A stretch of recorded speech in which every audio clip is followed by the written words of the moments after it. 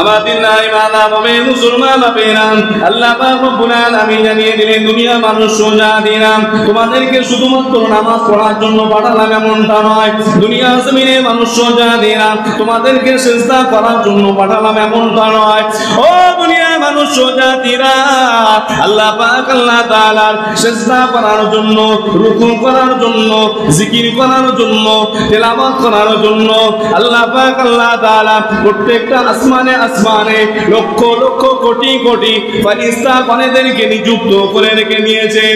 ও মুমিন মুসলমান ভাইরা, আজ পর্যন্ত কোনদিন কোন ফেরেশতা আল্লাহ পাক আল্লাহ তাআলার কথার খেলাফ করে চলে না। আল্লাহ যাকে বলেছেন রুকু করো সে রুকু করতেই আছে, যাকে বলেছেন সিজদা করো সিজদা করেই আছে, যাকে বলেছেন দাঁড়িয়ে থাকো দাঁড়িয়েই আছে, যাকে বলেছেন নবীর সামনে সালাম পড়ো সালাম পড়তেই আছে। ও দুনিয়া মানুষ জাতিরা আল্লাহ পাক আল্লাহ তাআলা ইবাদত করার জন্য কোনো কিছু কমতি হয়ে যায়নি, কারণ আল্লাহ পাক আল্লাহ তাআলা তার ফেরেশতাদেরকে জীবনে কখনো কোনোদিন শুনবে না ফেরেশতাদের শরীর খারাপ হয়েছে, ফেরেশতাদের জ্বর হয়েছে, ফেরেশতারা করোনায় মারা গেছে। ও মুমিন মুসলমান বাপেরা, তবে মানুষ জাতিদেরকে আল্লাহ পাক আল্লাহ তাআলা বড় দুর্বল করে পাঠিয়েছেন। কখনো শরীর খারাপ হয়, কখনো পেট খারাপ হয়, কখনো মাথা খারাপ হয়। ও মুমিন মুসলমান বাপেরা, আল্লাহ পাক আল্লাহ তাআলা জানিয়ে দিলেন দুনিয়া মানুষ জাতিরা খবরদার মাথায় রেখে দেবে। তুমি যদি মাথায় রেখে দাও দুনিয়া জমিনেতে আল্লাহ পাক আল্লাহ তাআলা আমাকে ইবাদত করার জন্যই নির্দেশ দিয়েছেন। না না এমনটা নয়, আল্লাহ পাক আল্লাহ তাআলা ইবাদত বন্দেগি করার জন্য কোটি কোটি ফেরেশতাদেরকে নিযুক্ত করে রেখে দিয়েছেন, কারণ আল্লাহ পাক ফেরেশতাদেরকে সৈনিক বানিয়েছেন, ফেরেশতাদেরকে প্রেমিক বানান নাই। তবে আল্লাহ পাক আল্লাহ তাআলা এই মানুষ জাতিকে তিনি প্রেমিক হিসাবে কবুল করেছেন। প্রেমিক আর সৈনিক দুই জিনিস এক, প্রেমিক আলাদা হবে, সৈনিক আলাদা হবে। এজন্য আপনার শরীর খারাপ হলে ইসলাম বলেছে শরীর খারাপ বসে নামাজ পড়ো, দাঁড়াতে পারছো না শুয়ে নামাজ পড়ো, শুয়েও পারছো না ইশারায় নামাজ পড়ো, কারণ আল্লাহ চেয়েছেন মানুষ আমার প্রেমিক হোক, সৈনিক যেন না হয়ে যায়। একবার জোরে বলুন সুবহানাল্লাহ। কিন্তু ফেরেশতাদেরকে আল্লাহ যা অনুমতি দিয়েছেন, যা অর্ডার দিয়েছেন সেটাই মানতে হয়েছে, সেটাই মানতে হবে। আজ পর্যন্ত আল্লাহর বিধানের, আল্লাহর কথার কোনো খেলাফ করেনি আজ পর্যন্ত কোনো ফেরেশতা। কোনো আলেমও বলতে পারবে না, কোনো ইমাম বলতে পারবে না, কোনো মুস্তাহিদ বলতে পারবে না, কোনো পীর সাহেব বলতে পারবে না, কোনো পীর কেবলা বলতে পারবে না যে ফেরেশতারা শরীর খারাপের জন্য তারা আজকের ইবাদতটা ছুটি করেছে। আছে এরকম কিছু? কিন্তু আপনার শরীর খারাপ হলে জুম্মায় আসতে পারেন না। এজন্য আল্লাহ বলেছেন তোমাদেরকে আমি প্রেমিক বানিয়েছি, তোমাদেরকে সৈনিক বানাইনি। একবার জোরে বলুন। তবে এই প্রেমিকের কানেকশন কোথা থেকে পাবে? কোথা থেকে পাবে? প্রেমিক তো সবাই দাবি করে, প্রেমিকের কানেকশন কোথায় পাবে? আমাদের নারী মানা হবে মুসলমান বাপেরা, আল্লাহ পাক আল্লাহ তাআলা জানিয়ে দিলেন ও দুনিয়া মানুষ জাতিরা তোমাদেরকে দুনিয়া জমিনেতে পাঠানোর পরে আমি আল্লাহ পাক আল্লাহ তাআলা জানি তোমাদের দ্বারাই ভুল হবে, অন্যায় হবে, অত্যাচার হবে, অবিচার হবে। ও দুনিয়া মানুষ জাতিরা তোমরা যখন ভুল করে ফেলবে, অন্যায় করে ফেলবে, অন্যায় করে ফেলার পরেতে তোমরা গভীর রাতে হঠাৎ করে আল্লাহ পাক আল্লাহ তাআলা দরবার শরীফে ঈশা নামাজ আদায় করে নিয়ে একটাই দোয়া চেয়েছো, রব্বানা যালামনা আনফুসানা ওয়া ইল্লাম তাগফির লানা ওয়া তারহামনা লানাকুনান্না মিনাল খাসিরিন। ও আল্লাহ পাক আল্লাহ তাআলা তুমি আমাদেরকে ক্ষমা করে দাও, মাফ করে দাও। তুমি যদি ক্ষমা না করো, তুমি যদি মাফ না করো, দুনিয়া জমিনেতে অন্য কেউ আমাদেরকে ক্ষমা করতে পারবে না। ও আল্লাহ তুমি যদি ক্ষমা না করে দাও আমরা বড় ক্ষতিগ্রস্ত হয়ে যাব, আমরা বড় বিপদগ্রস্ত হয়ে যাব। আল্লাহ বলে তখন আমি তোমার দোয়া কবুল করলাম না। ফজর হয়ে গেল, দুনিয়ার অধিকাংশ মানুষ ঘুমায়, ঘুম থেকে তাদের ওঠা যায় না। এমন একটা সময়তে ফজরের নামাজ খানা আদায় করে নিয়ে নামাজের মুসাল্লায় গিয়ে তুমি দোয়া পড়তে শুরু করে দিলে, আল্লাহুম্মা ইন্নী যালামতু নাফসি যুলমান কাসীরা ওয়া লা ইয়াগফিরুয যুনুবা ইল্লা আনতা ফাগফিরলি মাগফিরাতাম মিন ইনদিকা ওয়ারহামনি ইন্নাকা আনতাল গফুরুর রহিম। ও আল্লাহ, তুমি আমাকে ক্ষমা করে দাও, আমি জানি আমার নফসের উপরে জুলুম করেছি, অত্যাচার করেছি, অবিচার করেছি। ও আল্লাহ, তুমি যদি আমাদেরকে ক্ষমা না করে দাও আমরা বড় ক্ষতিগ্রস্ত হয়ে যাব। আল্লাহ পাক আল্লাহ তাআলা তখন আপনাকে ক্ষমা করলো না। ও মুমিন মুসলমান ভাবিরা, হঠাৎ করে জোহরের ওয়াক্ত হয়ে গেল, মুয়াজ্জিন সাহেব আযান দিয়ে দিলেন, হাইয়া আলাস সালাত। আপনি সমস্ত কাজ ছেড়ে দিয়ে আবার মসজিদের কিনারায় এসে সিজদায় মাথা নত করে দিলে, ও আল্লাহ, দুনিয়ার সব কিছুকে ছেড়ে দিয়ে আপনার নূরের কদমে সিজদাটুকু দিয়ে দিলাম। তুমি যদি মাফ না করো, তুমি যদি আমাদেরকে ক্ষমা না করো আমরা বড় ক্ষতিগ্রস্ত হয়ে যাব। আল্লাহ পাক তখনও তোমাকে ক্ষমা করলো না। আসরের ওয়াক্ত হয়ে গেল, হঠাৎ করে মসজিদের কিনারায় এসে আবার সিজদায় পড়ে গেল বান্দা। তখন আল্লাহ পাক রব্বুল আলামিন ক্ষমা করলো না। মাগরিব হয়ে গেল, হঠাৎ করে মনটা বড় ব্যাকুল, মনটা বড় খারাপ হয়ে গেল। এখনো যদি আল্লাহ আমাকে ক্ষমা না করে দেয় আমি বড় ক্ষতিগ্রস্ত হয়ে যাব, আমি বড় বিপদের সম্মুখীন হয়ে যাব। ও আল্লাহ, তুমি আমাকে ক্ষমা করে দাও, মাফ করে দাও। আল্লাহ বলে ক্ষমা হবে না, মাফ হবে না। হঠাৎ করে দেখতে পাওয়া যায় তাহাজ্জুদের ওয়াক্তে স্বামী জানে না, স্ত্রী জানে না, কেউ কোনো খোঁজ জানে না। এমন একটা সময়তে আল্লাহ পাক আল্লাহ তাআলা নূরের কদমে গভীর রাতে সিজদায় পড়ে গিয়ে আল্লাহ পাক আল্লাহ তাআলা দরবার শরীফে দোয়া চায়, ও আল্লাহ, তুমি আমাকে ক্ষমা করে দাও, মাফ করে দাও। তুমি ছাড়া কোনো স্রষ্টা নাই, তুমি ছাড়া কোনো প্রভু নাই, তুমি ছাড়া কোনো মাবুদ নাই। আল্লাহ পাক আল্লাহ তাআলা কখনো তোমাকে ক্ষমা করলো না। আল্লাহ পাক তাহলে কোথায় যাব, কোথায় গেলে ক্ষমা পাবো? আল্লাহ পাক আল্লাহ তাআলা একটা রাস্তা দেখিয়ে দিলেন, জলদি করে চলে যাও। ওয়ালাউ আন্নাহুম ইযলামু আনফুসাহুম জাউকা ফাস্তাগফিরুল্লাহ ওয়াস্তাগফারা লাহুমুর রাসূল। সুবহানাল্লাহ। বাড়ি গিয়ে আরো জোরে বলেন সুবহানাল্লাহ। নারে তাকবীর, নারে তাকবীর। সিলসিলা হক মুজাদ্দিদুজ জামান, সিলসিলা হক মুজাদ্দিদুজ জামান, পবিত্র ঈদ এ মিলাদুন নবী। নারে তাকবীর। এবার ঠিক আছে, কিন্তু মাইকটা বন্ধ হয়ে গেছে। এবার ঠিক আছে, মাইকটা বন্ধ। তাহলে কোথায় দেখালেন আল্লাহ? সব জায়গা থেকে তুমি বঞ্চিত, আমি বঞ্চিত। শেষমেশ আল্লাহ দেখালেন, আলাউ আন্নাকুম ইযলামু আনফুসাহুম জাউকা ফাস্তাগফিরুল্লাহ ওয়াস্তাগফারা লাহুমুর রাসূল। দুনিয়ার সব জায়গা থেকে বঞ্চিত হওয়ার পরে জলদি করে চলে যাও আমার রাসূলুল্লাহ দরবার শরীফে। আমার রাসূলুল্লাহ দরবার শরীফে যাওয়ার পরে যদি তোমার জন্য ফাস্তাগফারা লাকুমুর রাসূল লাওয়াজাদুল্লাহ তাওয়াবার রহিমা, রাসূল যদি তোমার জন্য ক্ষমা প্রার্থী হন তবেই আল্লাহ পাক আল্লাহ তাআলা তোমাকে আমাকে ক্ষমা করে দেবে। তাহলে কোন নবীর উম্মত বুঝতে পেরেছেন? কোন নবীর উম্মত আরো একটু ক্লিয়ার করে দিই, কারণ আমি না লম্বা ঘটনার ওয়াজ করতে পারি না, এটা আমার একটা বদ অভ্যাস। আমি চাই ঘটনার ভিতরে কিছু সারাংশ আছে, কিছু মধু আছে। কারণ এখনকার সময়ে, বর্তমান সময়ে জলসার মাহফিলগুলো তো হয়ে গেছে সব ফতোয়ার মঞ্চ। এ ফতোয়া দিচ্ছে, এ বেদ কাফের, ও মুনাফিক, ও বেঈমান। তো আমার চিন্তা ভাবনা এরকম, মানুষকে এরকম মুনাফিক, বেঈমান, কাফের না বলে তার সেই নীতি আদর্শকে সম্মান জানিয়ে এসো ভাই বসো, হয় বোঝো না হলে বুঝিয়ে দিয়ে যাও। সুবিধা আছে? হয় বুঝে নাও, না হলে বুঝিয়ে দিয়ে যাও। কারণ আমিও জান্নাতে যেতে চাই, তুমি যেমন জান্নাতি বলে নিজেকে দাবি করছো, আমিও তো জান্নাতে যেতে চাই। তবে তুমি হিংসুক কেন? আমাকেও বুঝিয়ে আমাকেও জান্নাতে নিয়ে যাও, সুবিধা আছে। অতএব এই জলসা মাহফিল গুলো এখন ট্র্যাডিশনাল হয়ে গেছে। ট্র্যাডিশনাল বুঝুন তো, গজল, নাচ, হামদে বাড়ি, এগুলো করতে হবে, করতে আমি বারণ করি না, কারণ এগুলো আমাদের হুজুর কেবলাদের নীতি আদর্শের মধ্যে একটা মহাব্বতের নমুনা।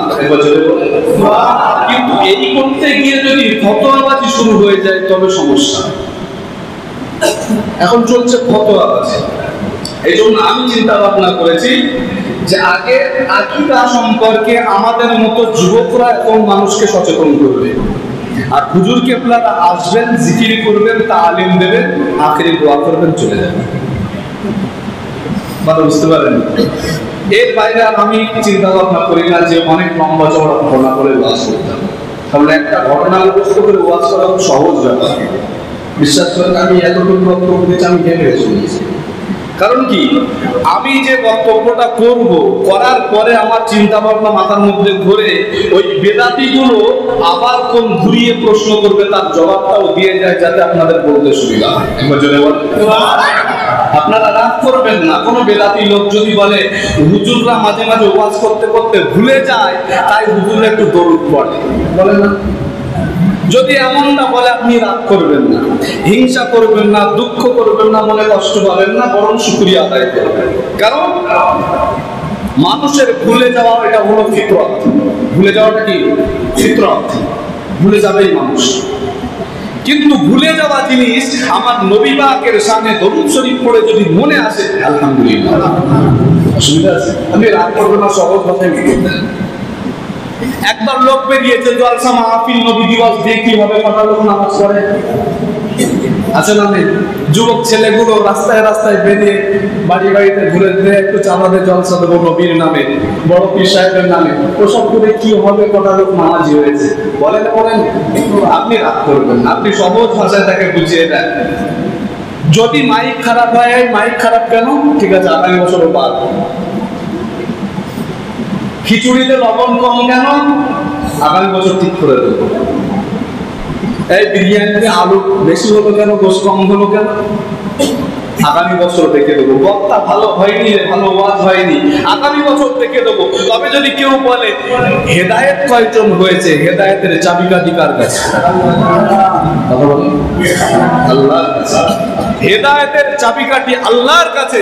কেউ যদি জিজ্ঞেস করে আপনাকে কটা লোক হেদায়েত হয়েছে, কটা লোক নামাজি হয়েছে, তার কানটা ধরে বলবেন আল্লাহর কাছে জিজ্ঞেস করবে, আগে জিজ্ঞেস করবে। কারণ হেদায়েতের মালিক কে? আল্লাহ। আল্লাহ হেদায়েত না করলে দুনিয়ার মানুষ ওয়াজ করে দিতে পারবে? আমার নবী যে আবু জেহেলকে কম ওয়াজ করেছেন? হ্যাঁ, আবু জেহেল ফিরেছিল। এই সমস্ত বিষয় নিয়ে আপনি রাগ করবেন না, তাদেরকে সহজ ভাষায় উত্তর দেবে।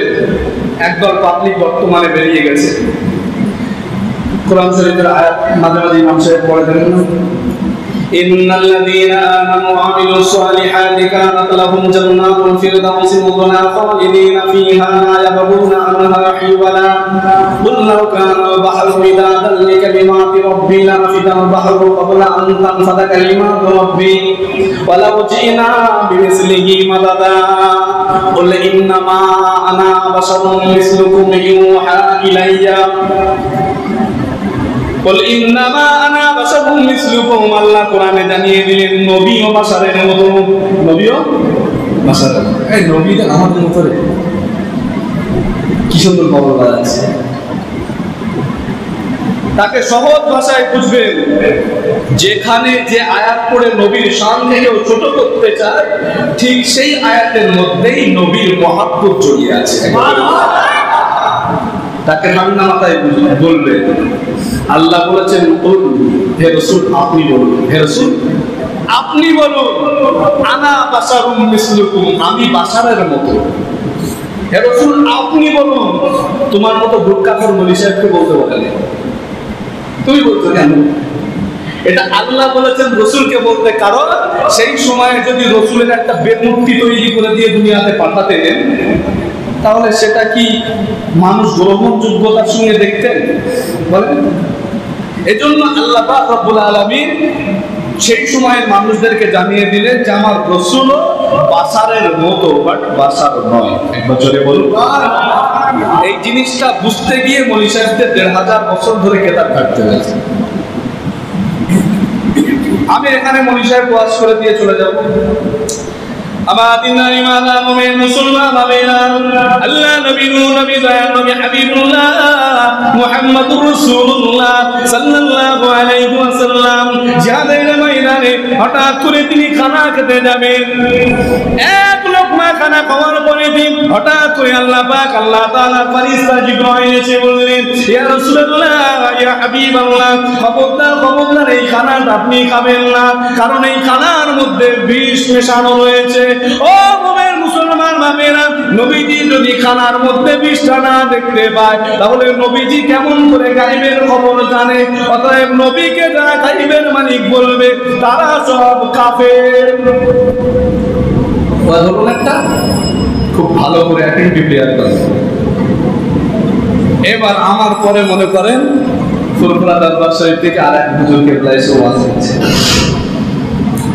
আমাদের ইমান মুমিন মুসলমান ভাইরা, আল্লাহ নবী নূর নবী দয়াল নবী হাবিবুল্লাহ রাস্তা দিয়ে হেঁটে হেঁটে চলে যাচ্ছেন। হঠাৎ করে থমকে দাঁড়িয়ে গেলেন। ও বাবা সাহাবারা, আর যাওয়া যাবে না, জলদি করে খেজুর গাছ থেকে একটা ডাল ভেঙে নিয়ে আসো। খেজুর গাছের ডালটাকে তিনি একটা জায়গায় ছুটে দিলেন, মাটিতে রোপণ করে দিলেন। আল্লাহ নবী পাকের কলিজার টুকরা সাহাবারা জিজ্ঞাসা করেন, ইয়া রাসূলুল্লাহ ইয়া হাবিবাল্লাহ, আপনি হঠাৎ করে দাঁড়িয়ে গেলেন, আমার খেজুর গাছের পাতা কেন পুঁতে দিলেন? আল্লাহ নবী দয়াল নবী হাবিবুল্লাহ জানিয়ে দিলেন, ও আমার সাহাবারা, আমি রাসূলুল্লাহ যেটা দেখি তোমরা সেটা দেখতে পারো না, কারণ আমি রাসূলুল্লাহ সামনে যতটা দেখতে পাই, পিছনেও ততটা দেখতে পাই, ডাইনে যতটা দেখতে পাই, বামে যতটা দেখতে পাই, উপরে যতটা দেখতে পাই, জমিনের নিচেও ততটা দেখতে পাই। ও আমার সাহাবারা, ওই কবরের মধ্যে দেখি, কবরের মধ্যে আযাব হয়, আমি রাসূলুল্লাহ সহ্য করতে পারলাম না, খেজুর গাছের ডালটা ভেঙে নিয়ে ওইখানটা রোপণ করে দিলাম। যতক্ষণ পর্যন্ত খেজুর গাছের ডাল সতেজ থাকবে, খেজুর গাছের ডাল আল্লাহর জিকির করবে, আল্লাহর জিকিরের ওসিলায় কবরের আযাবগুলো মাফ হয়ে যাবে। নবী যদি গায়েবের মালিক না হয়, কবরের ঘটনা রাসূল কেমন করে জানলো? তাহলে নবীকে যারা গায়েবের মালিক বলবে না তারা সব কাফের। প্যাচ একটা লাগলো, প্যাচ একটা লাগলো তো, দুটোই তো হাদিস শরীফ, আপনি কোনটা পেয়ে দেবেন? দুর্বল হোক আর সবল হোক, কেউ কেউ বলে দুর্বল হাদিস, হাদিস তো হাদিস হয়, দুর্বল আর সবলের কি আছে নাকি? হাদিস হাদিস হয়, দুর্বল আর সবল কি আছে? দুটোই হাদিস, আপনি কোনটা ফেলে দেবেন? প্যাচটা একটা লাগিয়ে দিয়ে চলে গেল, এবার গ্রামের মধ্যে দুটো ডিভাইড তৈরি হয়ে গেল। সমাজের সমস্যাটা কোথায় হচ্ছে? এই জায়গাটাই হচ্ছে। নবীজির 23 বছরের জিন্দেগিটা, 40 থেকে 63, এই 23 বছরের জিন্দেগিটা ছিল বিভিন্নমুখী জিন্দেগি ছিল। যে যেমন ভাবে পেরেছে রাসূলুল্লাহ দরবার শরীফে তেমন ভাবে এসেছে, রাসূলুল্লাহ তাদেরকে তেমন ভাবে কবুল করেছে। একবার জোরে বলুন। কেউ কেউ বলেছেন আমরা ইসলামের 4টে বিধান মানি, তবে যাকাত দিতে পারবো না। রাসূলুল্লাহ বললেন, তাই তোমরা ইসলাম গ্রহণ করো, যখন ইসলামের মধ্যে তার মহব্বত তৈরি হয়ে যাবে সে অটোমেটিক যাকাত দিয়ে দেবে। একবার জোরে বলুন। এখন এই হাদিসটাকে কেউ সামনে রেখে যদি বলে ইসলামের 4টে বিধান, পাগলামি করলো না? খানিকটা পাগলামি হবো। এই জিনিসগুলো আমাদেরকে আগে ক্লিয়ার করতে হবে যে আলটিমেটলি ইসলামটা কি জিনিস, রাসূল কি জিনিস, হাদিস শরীফ কি জিনিস, আর কোরআন শরীফ কি জিনিস। মহান স্রষ্টা আল্লাহ পাক যে আমাদেরকে প্রেমিক করে পাঠিয়েছে, এই পাঠাবার পরে তার একটা গাইডনেস, তার একটা গাইড বুক রয়েছে। এই গাইড বুকটা তিনি কার মাধ্যম দিয়ে পাঠাবেন? জিবরাইল আলাইহিস সালাম কোরআন জানে কতটুকু? আল্লাহ যতটুকু বলেছেন, নবীজি দরবার শরীফে এসে বলেছেন, জিবরাইলের আর কিছু মনে নেই। কারণ ফেরেশতাদের কোরআন শরীফ পড়ার মতো ক্যাপাবিলিটি আল্লাহ পাক দান করেননি। একবার জোরে বলুন, যে ক্যাপাবিলিটি মানুষের মধ্যে আছে সেটা ফেরেশতার মধ্যে নেই। তাই বলে ফেরেশতারা ছোট না, ফেরেশতারা ফেরেশতাদের জায়গায় রয়েছে, মানুষ মানুষের জায়গায় রয়েছে। আল্লাহ পাক এক একটা স্তর ভাগ করে দিয়েছে, তুমি সেই জায়গায় সব তালগোল তাকিয়ে একটা জায়গায় নিয়ে আসছো। এটাই তো সমস্যা। সকলে মহব্বতে দরুদ শরীফ পড়েন, আল্লাহুম্মা সাল্লি আলা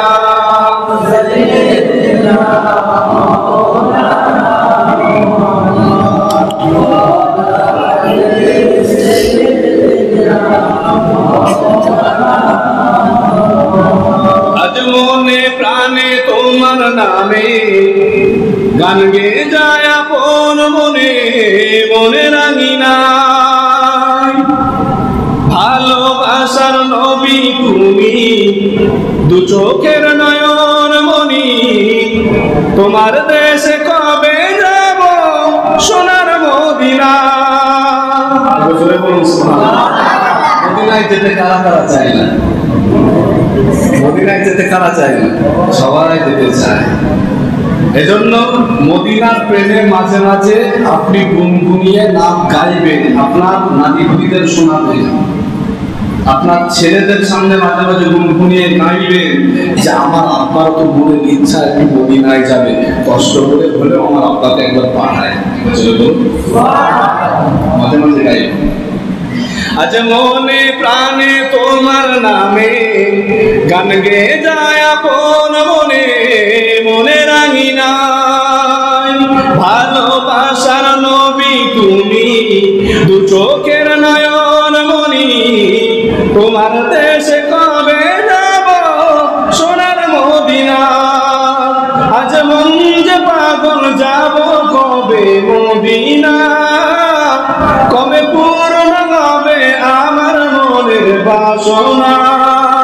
বলুন আল্লাহুম্মা আমিন। আজ মন যে পাগল যাব কবে মদিনা, কবে পূর্ণ হবে আমার মনের বাসনা। তোমার রওজা দেখবো আমি, দেখবো দুটি চোখে, আপন করে আমায় তুমি টেনে নিও বুকে। তোমার প্রেমে আমি পাগল, তোমার জন্য কাঁদে মন, তোমায় পেলে চাই না কিছু এই যে দুনিয়ায়। আজ মন যে পাগল যাব কবে মদিনা, কবে পূর্ণ হবে আমার মনের বাসনা।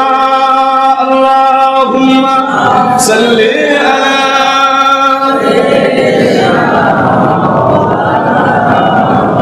ওয়া আলা আলি সাইয়্যিদিনা।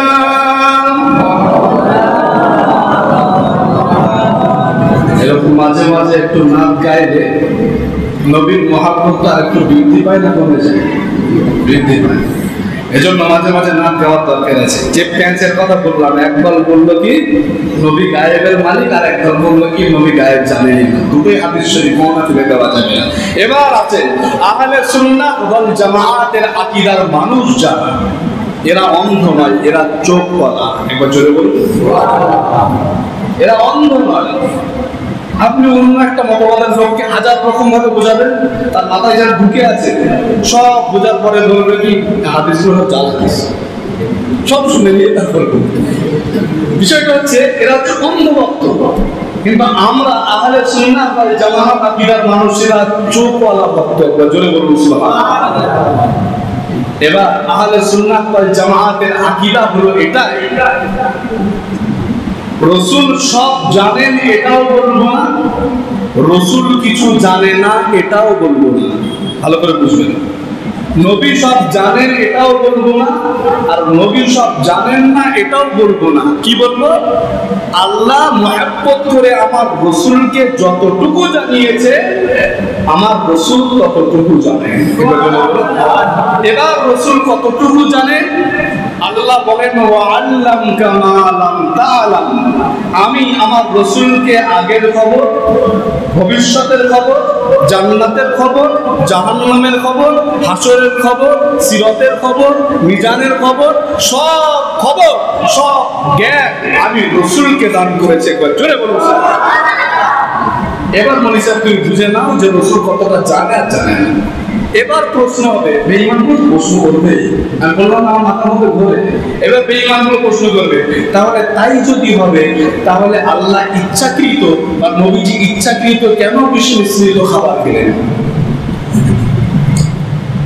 প্রশ্ন করবে তো? এবার ফিরে আসেন, আপনাদেরকে জানাই।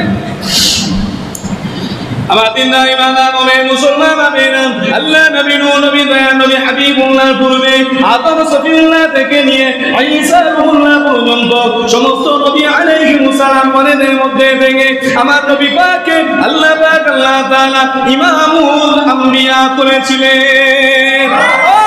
মুসলমান হবে না, ইমাম সেই ব্যক্তি হবে, শুরুতেই যেটা বলেছিলাম, ইমাম সেই ব্যক্তি হবে যার মধ্যে সর্বকিছু ক্যাপাবিলিটি থাকবে, সেই হবে ইমাম, সেই হবে নেতা, সেই হবে বাদশাহ। গজরে বলুন সুবহানাল্লাহ। আমার আপনার নবী নূহ নবী দয়াল নবী হাবিবুল্লাহকে সমস্ত নবী আলাইহিস সালাম ওনাদের মধ্যে বাদশাহ করে আল্লাহ পাক পাঠিয়েছিলেন। ও মুমিন মুসলমান হবে না, তবে দুনিয়ার জমিনেতে আল্লাহ পাক আল্লাহ তাআলা দরবার শরীফে শাহাদাতের ইন্তেকাল বড় মর্যাদার একটা ইন্তেকাল। আমার রাসূলুল্লাহ তিনি দুনিয়ার জমিন হতে বিদায় নিয়ে চলে যাবেন, শাহাদাতের ইন্তেকাল তো হবে না। এজন্য আল্লাহ পাক আল্লাহ তাআলা তিনি রাসূলকে ভুলিয়ে দিয়ে বিষ মিশ্রিত খানাটা খাইয়ে দিলেন। আমার নবী পাকের ইন্তেকালের সময়ে ওই বিষের জ্বালাটা যখন ধরেছিল, এর ওসিলাতে আল্লাহ পাক আল্লাহ তাআলা আমার নবীকে শাহাদাতের মর্যাদা দান করেছে। তুমি বলি সাহেব বোঝো না, আমি কি করবো? তুমি তো বুঝলা না, তুমি তো বুঝতে পারছো কোরআন শরীফ আমার এখানে, কোরআন শরীফ আল্লাহ বলেন কি আলিফ লাম মিম যালিকাল কিতাবু লা রাইবা ফীহি, বলেছেন না? যালিকা মানে কি? আপনি আনসার করতে সকালবেলা জিজ্ঞেস করবেন যালিকা মানে ওই কিতাব, যালিকা মানে কি? ওই। আর হাজা মানে এই। এখন আপনি বুঝে থাকলে বলেন কোরআন আমাদের থেকে দূরে নাকি আছে? আচ্ছা, তাহলে হাজা বলার দরকার ছিল? যালিকা ওই কিতাব, ওই কিতাবের মধ্যে কোনো ভুল নেই। ওই কিতাব কেন বললেন? আল্লাহ বললেন যদিও কিতাব তোমার ঘরে, তোমার মসজিদে, তোমার মাদ্রাসায়, তোমার অন্তরের মধ্যে, তবে ওই কিতাবের জ্ঞান তোমার থেকে অনেক দূরে। কিতাব তোমার কাছে, ওর জ্ঞান অনেক দূরে। এজন্য এই দূরের জ্ঞানটাকে তুমি আয়ত্ত করতে গেলে তোমার সারা জীবন চলে যাবে, তুমি কোরআন শরীফের আলিফ শব্দের ব্যাখ্যা করতে পারবে না। মেনে নেওয়ার নাম ইমানদার, আর বেশি যারা পুরুর করে দলিল চায় দেখবেন তারা ধর্ম মানে না। দেখবেন আপনাদের মসজিদে হয়তো নেই কি আছে জানি না, দেখবেন যারা 2 টাকা চাঁদা দেয় না তারাই বেশি বিশ্বাস। এটা করলি কেন, ওটা করলি কেন, এটা হলো কেন, ওটা হলো কেন। আর যে লোকটা দেয় সে মাথা নিচু করে দেখে লজ্জায় যে দিলাম বেরা আমার হিসাব চায়, দিলাম বেরা আমার হিসাব চায়। ঠিক অনুরূপ একদল মানুষ আছে দেখবেন মসজিদের মধ্যে ইমাম সাহেব নামাজ পড়াচ্ছে, মনে করেন মাগরিবের সময় তাড়াহুড়ো করে একটা লোক বাইরে থেকে এসে হঠাৎ করে উঠু করে নামাজে কাছে দাঁড়িয়েছে। 1 রাকাত হলো, দ্বিতীয় রাকাতে যখন রুকু করতে গেল তখন হঠাৎ করে পকেটের মধ্যে ফোনের রিংটোনটা বেজে উঠেছে। এরকম হয় না? যেই হলো কিছু পাবলিক থাকে দেখবেন ইমাম চুপচাপ থাকে, ইমাম সাহেব চুপচাপ থাকে, কারণ উনি তো বোঝেন না। কিন্তু কিছু পাবলিক আছে মনে মনে তাদের রাত তৈরি হয়। কি হয়? রাত তৈরি হয়। নামাজটা শেষ হতে ব্যবস্থা করছি, নামাজটা শেষ হতে ব্যবস্থা করছি, আর যার পকেটে বাজছে সে শুধু চিন্তা করছে আল্লাহ কি হবে, আল্লাহ কি হবে, আল্লাহ কি হবে। হয় না, হয় না? যদি কারোর মধ্যে ভয় থাকে সে বুঝতে পারে তার ভিতরে কি হয়, আল্লাহ কি হবে, আল্লাহকে। ও যে নামাজের মধ্যে এই ভয়ে এতবার আল্লাহকে ডেকেছে, আল্লাহ চাইলে তো ক্ষমা করে দেবে। কিন্তু যেই লোকটা সব জেনে বুঝে নামাজের মধ্যে সে ওর প্রতি রাগ তৈরি করছে নামাজের মধ্যে, তার নামাজটা কোথায় যাবে? আপনি যুক্তি দেখাচ্ছেন, সব যুক্তিতে মুক্তি হবে, আপনি যুক্তি দেখাবেন কেন? এই জন্য বলছি বা সব জায়গায় যুক্তি খাড়া করতে যাবেন না, সব জায়গায় দলিল খুঁজতে যাবেন না। সব জায়গায় দলিল খুঁজতে গেলে মার খেয়ে বাড়ি আসতে হবে। আমার সাথে ভাই জানেন খুব ভালো সম্পর্ক মনে করেন, তো ইনার গ্রামে জলসা করতে আসলাম, মাহফিল হলো, সবকিছু হলো। হওয়ার পরে হঠাৎ আমার বাড়িতে কোনো একটা অনুষ্ঠানে আমার আব্বা ইন্তেকাল করেছেন। আল্লাহ পাক আমার আব্বা সহ পৃথিবীর সমস্ত আব্বা যারা বিদায় নিয়েছেন সবাইকে আল্লাহ পাক জান্নাতের উচ্চ মাকাম দান করেন, বলুন আল্লাহ। তো মনে করেন বাড়িতে একটা অনুষ্ঠান হবে, আমি রফিক ভাইকে দাওয়াত করেছি যে আপনাকে আসতেই হবে, না আসলে কিন্তু সমস্যা আছে। তো খুব বলাবলি করে পরে পিড়াপিড়ির পরে উনি গেলেন। এখন যাওয়ার পরে সঙ্গে সঙ্গে নাস্তা পানি দিলাম, খাওয়া দাওয়া হলো। হওয়ার পরে দুপুরবেলা খাওয়া দাওয়া করে দাঁত খোঁচাতে খোঁচাতে রফিক ভাই আমাকে জিজ্ঞেস করছে, ভাই জানি বাড়িটা আপনার? আমি বললাম হ্যাঁ, বাপ তৈরি করেছিল। এবার রফিক ভাই যদি বলে আপনার যদি ঘর হয় তো দলিলটা একটু দেখি, মা পিঠে ধরবে। দলিল কেন? দলিল থাকে কার কাছে? বাপের কাছে। দলিল থাকে বাপের কাছে। আমার নবী নূরে মুজাসসাম, এটা আমার ছোট হুজুর পীর কেবলা আশিকে রাসূল মেজলা হুজুর পীর কেবলা যারাকে মুফতি আজম বলা হয়, এনারা সবাই বলেছেন তুমি যে নূরের রবি, নিখিলের ধ্যানের ছবি, তুমি না এলে দুনিয়ায় আধারে ডুবিত সবই। ওটাই আমার জন্য দলিল। তুমি যদি এখন বলো নবীজি নূর না মাটি, তুমি আমাকে প্রমাণ করে দাও দলিল দিয়ে, মা পিঠের বাইরে একটা পড়বে। দলিল তো আমার বাপের কাছে। যা ছোট হুজুরের কবরের পাশে গিয়ে বল যে হুজুর আপনি এই কথাটা বলে গেলেন কেন, এই কথাটা বলে গেলেন কেন? মানুষ বিভ্রান্ত হচ্ছে। অতএব আসল জায়গায় এরা যাবে না, শুধু মাঝে মাঝে দেখবেন কুটুর করতে দেয়। এইরকম চিন্তা ভাবনার মধ্যে থেকে আপনার মাথাটাকে ঠান্ডা রাখবেন। যেখানে দেখবেন নবীর অপমান হচ্ছে, সেখান থেকেই আমার নবীর মহাব্বত উঠে আসবে। একবার জোরে বলুন, নবীর মহাব্বত কেমন জানেন? আল্লাহ পাক রব্বুল আলামিন হঠাৎ করে একদিন জিবরাইল আলাইহিস সালামকে ডাকলেন, ও জিবরাইল জলদি করে দুনিয়াতে চলে যাও, শাম দেশের একটা খ্রিস্টানদের কবরস্থানে আজকের দিনের আযাবগুলো মাফ করে দাও। জিবরাইল আলাইহিস সালাম চিন্তা করে গেলেন, আল্লাহ আপনি তো ভুল বলতে পারেন না, মিথ্যা বলতে পারেন না, আপনি কেন এই ধরনের কথা বললেন? আল্লাহ পাক রব্বুল আলামিন জানিয়ে দিলেন, তোমাকে যেটা বললাম সেটাই করতে লাগো, কারণ আমি আল্লাহ পাক আল্লাহ তাআলা যেটা বুঝি তুমি সেটা বুঝবে না, কারণ আমি হলাম স্রষ্টা, তুমি হলে সৃষ্টি। জলদি করে চলে যাও। হযরত জিবরাইল আলাইহিস সালাম সমস্ত ফেরেশতাদেরকে ডেকে মিটিং করলেন, ও আল্লাহ পাকের মালায়েকা ফেরেশতারা, আজকে রাতের জন্য এই শাম দেশের একটা খ্রিস্টানদের কবরস্থানে আল্লাহ পাক আযাব দিতে না করেছে। ও আল্লাহ পাকের ফেরেশতারা, খবরদার তোমরা যেন আযাব দেবে না। আল্লাহ পাকের ফেরেশতারা পাল্টা জিজ্ঞাসা করলে, কেন? জবাব দেব, জবাবটা দিয়ে যাও। কেন আল্লাহ পাক আল্লাহ তাআলা আযাব মাফ করে দিলেন? আল্লাহ পাক আল্লাহ তাআলা জিবরাইল আলাইহিস সালামকে জানিয়ে দিলেন, ও দুনিয়ার মানুষ জাতিরা, তোমাদের জন্য এটাই নসিব, তোমাদের জন্য এটাই শিক্ষা। আল্লাহ পাক আল্লাহ তাআলার হাবিবের একটা সুন্নাত ছিল, যে সুন্নাতটা হলো প্রতি রাতে ঘুমাতে যাওয়ার আগে দাড়ি মোবারক আঁচড়াতে। ঘুমাতে যাওয়ার আগে দাড়ি মোবারক আঁচড়াতে। এখন এই প্রেমের ঘটনাটা ঘটেছে হযরত আবু বকর সিদ্দিকের সঙ্গে। একবার জোরে বলুন। আবু বকর সিদ্দিক রাতের বেলায় দাড়ি আঁচড়াতে আঁচড়াতে একটা দাড়ি খসে গেছে। সেই খসা দাড়িটা উড়ন্ত হাওয়ায় সিরিয়ায় ওই খ্রিস্টানদের কবরস্থানে গিয়ে পড়েছে। আর আমার নবীর দাড়ি মুবারকের ওসিলায় ওই কবরস্থানে সেই রাতের আযাব আল্লাহ মাফ করে দিয়েছে। এর নাম কি? মহাব্বত। মহাব্বতের কোনো সীমানা থাকে না, মহাব্বতের কোনো সীমানা থাকে না। একদল লোক বলে ফুরফুরা হুজুররা সব ঠিক করে, কিন্তু মাঝে মাঝে একটু বাড়াবাড়ি করে, বলে না, বলে সব ঠিক আছে, শুধু একটু বাড়াবাড়ি করে মাঝে মাঝে। কি বাড়াবাড়ি করে? আল্লাহ বলছেন ইন্নামা হাররামা আলাইকুমুল মাইতাতা ওয়াদ-দামা ওয়া লাহমাল খিনজির।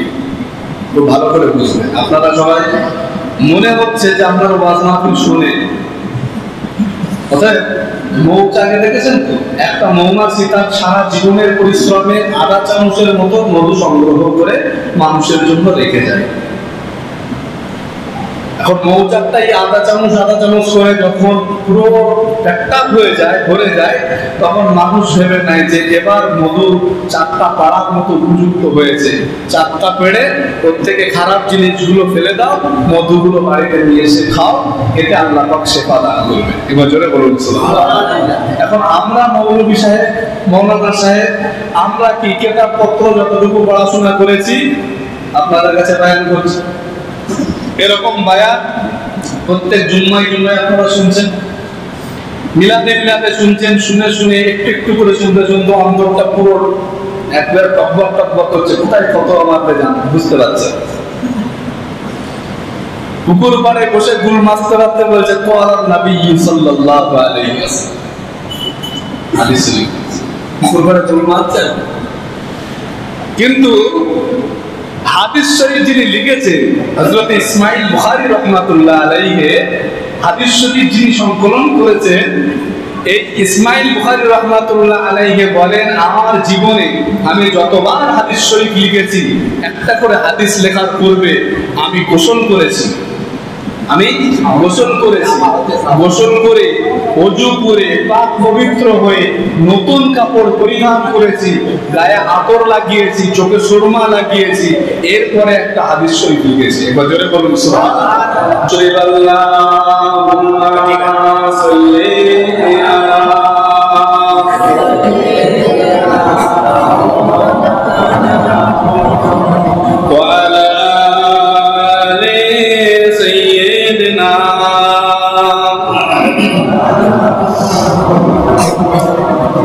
कुदरत की तमाशा है मदीने के गली में,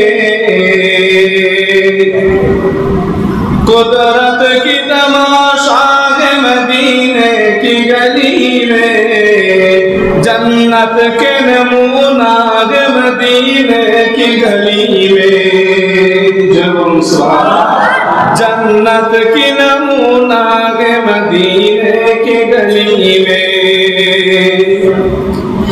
जिन्हें खाके पे चलती है शहीद शाहे दो आलम, जिन्हें खाके पे चलती है शहीद शाहे दो आलम, ओ जश्मक सुरमा मदीने की गली में, कुदरत की तमाशा है मदीने की गली में, जन्नत की नमूना है मदीने की गली में, अल्लाहुम्मा सल्ली अला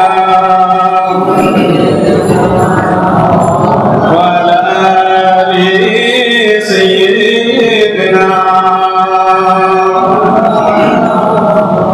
हमारे नारियाना में सुना बबेला अल्लाह नबी को बिना नबी हबीबुल्लाह के अल्लाह पाक अल्लाह ताला तमाम पृथ्वी जमीने समस्त नबी आलैहिमुस सालाम गणेদের সেরা বলে, সমস্ত নবী আলাইহিমুস সালাম বলে ইমাম হিসাবে কবুল করে নিয়েছিলেন। জয় বলুন সুবহানাল্লাহ। হঠাৎ করে আদম সফিউল্লাহ উম্মতি এসে বললেন, ও নবী মুহাম্মদের উম্মতি, তোমরা যে এত বড় বড় কথা বলো, নবীকে নিয়ে এত অহংকার করো, তবে আল্লাহ পাক আল্লাহ তাআলা আদম সফিউল্লাহকে সৃষ্টি করার পরে আল্লাহ পাক আল্লাহ তাআলা জানিয়ে দিলেন, ও আমার মালায়েকা ফেরেশতারা, জলদি করে চলে যাও, জলদি করে চলে যাও, আদম সফিউল্লাহকে তোমরা একবার সিজদা করে নাও। আল্লাহ পাক আল্লাহ তাআলা আদম সফিউল্লাহকে এত বড় সম্মান ইজ্জত দান করেছে আদম সফিউল্লাহর সম্মানে আল্লাহ পাক আল্লাহ তাআলার হুকুমে সিজদাগুলো ফেরেশতাগুলো করে দিয়েছেন সুবহানাল্লাহ। আমরা বলবো ও আদম নবীর উম্মতিনা তোমাদের নবীকে ছোট মনে করতে পারি না, তবে আমার দয়া নবী নূর নবী থেকে বড় মনে করতে পারি না, কারণ আমার আপনার দয়া নবীকে আল্লাহ পাক আল্লাহ তাআলা একদম ফেরেশতাদেরকে নিযুক্ত করে দিয়েছে সদা সর্বদা, এমনকি কিয়ামত পর্যন্ত আল্লাহ পাকের হাবিবের কদম পাকে দাঁড়িয়ে দাঁড়িয়ে মুহাব্বতের সালামের নজরানা জানিয়ে যাবে। হযরত ইব্রাহিম খলিলুল্লাহ উম্মতিনা হঠাৎ করে এসে বলবে ও নবী মুহাম্মদ উম্মতি দুনিয়া জমিনে তোমাদেরকে আমাদের নবীকে জাতির পিতা করে পাঠিয়েছিলেন ইব্রাহিম খলিলুল্লাহকে আল্লাহ পাক আল্লাহ তাআলা সম্মান ও ইজ্জত দান করেছিলেন। আল্লাহ পাক আল্লাহ তাআলার হুকুমে তার সেই অগ্নি কুণ্ডের মধ্যে আল্লাহ পাক আল্লাহ তাআলা জান্নাতের বাগান করে দিয়েছিলেন। সুবহানাল্লাহ। আমরা বলবো ইব্রাহিম নবীর উম্মতি তোমাদের নবীকে ছোট মনে করতে পারি না, তবে আমাদের নবী থেকে বড় মনে করতে পারি না, কারণ আমার আপনার নবীকে আল্লাহ পাক আল্লাহ তাআলা এত বড় সম্মান এত বড় ইজ্জত দান করেছিলেন। আল্লাহ পাক আল্লাহ তাআলা দুনিয়ার জমিন থেকে আল্লাহ পাকের হাবিব দাঁড়িয়ে দাঁড়িয়ে আসমানের চাঁদের দিকে আঙ্গুল ইশারা করেছে, আসমানের চাঁদ আল্লাহ দুটো ভাগ করে দিয়েছেন। জোরে বলুন সুবহানাল্লাহ। হঠাৎ করে মুসা আলাইহিস সালামের উম্মত এসে বলবে ও নবী মুহাম্মদ উম্মতি আমাদের নবীকে এত বড় সম্মান এত বড় ইজ্জত দান করেছিলেন। আল্লাহ পাক আল্লাহ তাআলার হুকুমে হযরত মুসা আলাইহিস সালামের হাতে একটা লাঠি ছিল, আসা ছিল, এই লাঠি কানা নিয়ে নীল দরিয়ার বুকে আঘাত করেছে, নীল দরিয়া দুটো ভাগ হয়ে গেল। আমরা বলবো দুনিয়া জমিনে মুসা নবী উম্মতিরা তোমাদের নবীকে ছোট মনে করতে পারি না, তবে আমার দয়ার নবী নূর নবী থেকে বড় মনে করতে পারি না, কারণ লাঠি দিয়ে আঘাত করা সহজ ব্যাপার, তবে আমার আপনার নবী দয়ার নবী হাবিবুল্লাহ হাতের মধ্যে পাথর রেখে দিয়ে ওই পাথর সাক্ষী দিয়েছেন আশহাদু আল্লা ইলাহা ইল্লাল্লাহু ওয়াহদাহু লা শারীকা লাহু ওয়া আশহাদু আন্না মুহাম্মাদান আবদুহু ওয়া রাসূলুহু। সুবহানাল্লাহ। আমার নবীকে আল্লাহ তাআলা সম্মান ও ইজ্জত দান করেছেন। এই সম্মান আর ইজ্জতের কথা সারা রাত বললে সারা রাত শেষ হয়ে যাবে। আমরা আমাদের তো ক্ষুদ্র জ্ঞান, কত কবি কবিতা লিখেছেন, কত লেখক লিখতেই আছে, আজও পর্যন্ত শেষ হয়নি। এমনকি হাসরের ময়দানে আমার নবীর গুণগান হবে। একবার জোরে বলুন সকলে মহব্বতে দরুদ শরীফ আল্লাহুম্মা সাল্লি আলা ওয়া আলা আলি সাইয়্যিদিনা। কোরআনে তো নবীর শান মুনাফিক দেখে না, ঈমানদার দিওয়ানা যেতে চাই মদিনা, ঈমানদার দিওয়ানা যেতে চাই মদিনা। সিরাজাম মুনীরা কোরআনের ঘোষণা, আকাশের চাঁদ ডাক দিয়ে পায় নবী জমিনে আসোনা। সুবহানাল্লাহ পড়ে সিরাজাম মুনীরা কোরআনের ঘোষণা, আকাশের চাঁদ ডাক দেয় নবীজি জমিনে আসোনা। নবীর ডাকে নবীর ডাকে সাড়া দেয় চাঁদ টুকরা ভাই দুইখানা, নবীর ডাকে সাড়া দেয় চাঁদ টুকরা ভাই খানা, ইমানদার দিওয়ানা, যেতে চাই মদিনা, ইমানদার দিওয়ানা, যেতে চাই মদিনা। কোরআনে এত নবীজির শান মুনাফিক দেখে না, কোরআনে এত নবীজির শান মুনাফিক দেখে না, ইমানদার দিওয়ানা, যেতে চাই মদিনা। খাইবার প্রান্তে আলী কোলে নবী সাইয়েদেনা, খাইবার প্রান্তে আলী কোলে নবী সাইয়েদেনা।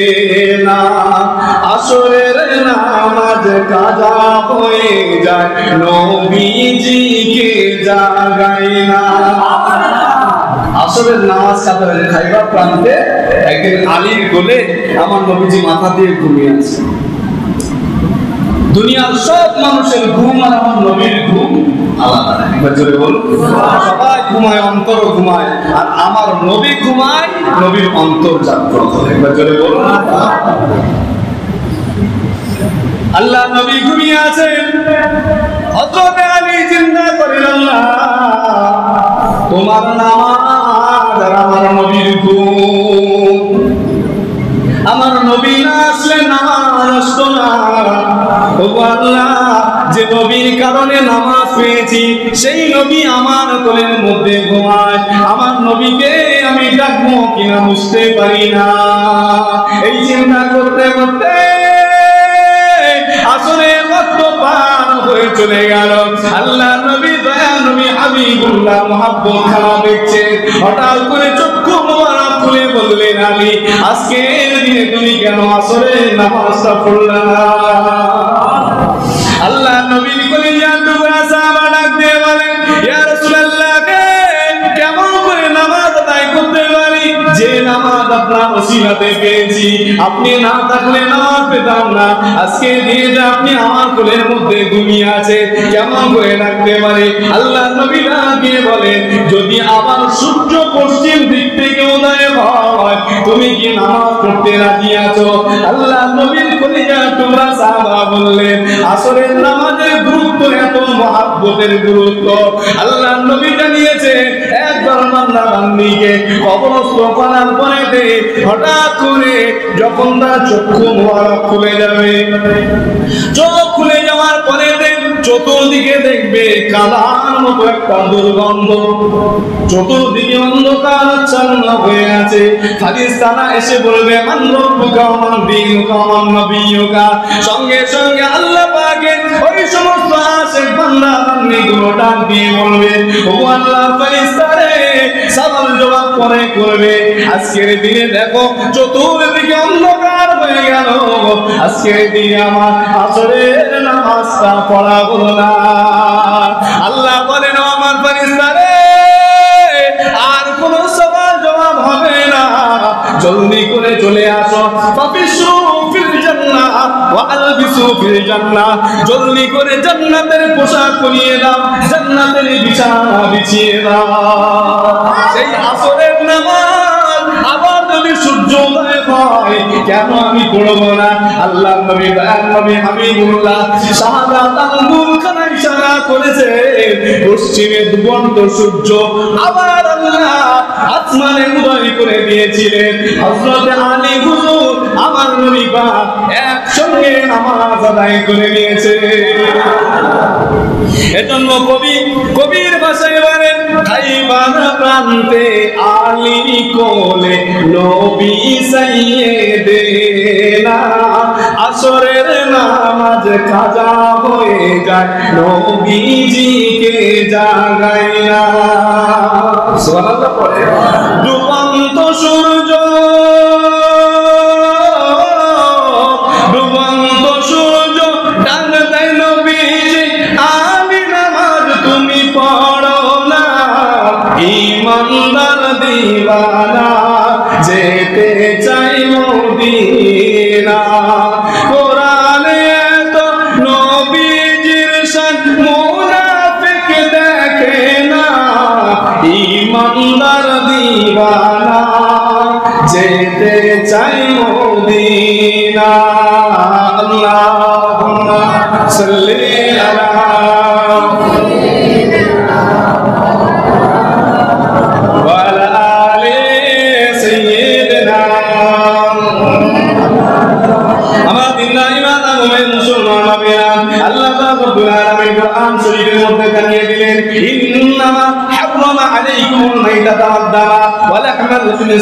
প্রত্যেকটা মুসলমানের জন্য প্রবাহিত রক্ত হলো হারাম, খিনজিরের গোশত হলো হারাম, কিন্তু আল্লাহ রাব্বুল আলামিন দয়ার নবী হাবিবুল্লাহ মুহাম্মদুর রাসূলুল্লাহ জিহাদের ময়দানে নবীজি খুন মুবারক নবীর মুহাব্বতের সাহাবারা পান করে ফেলেছে।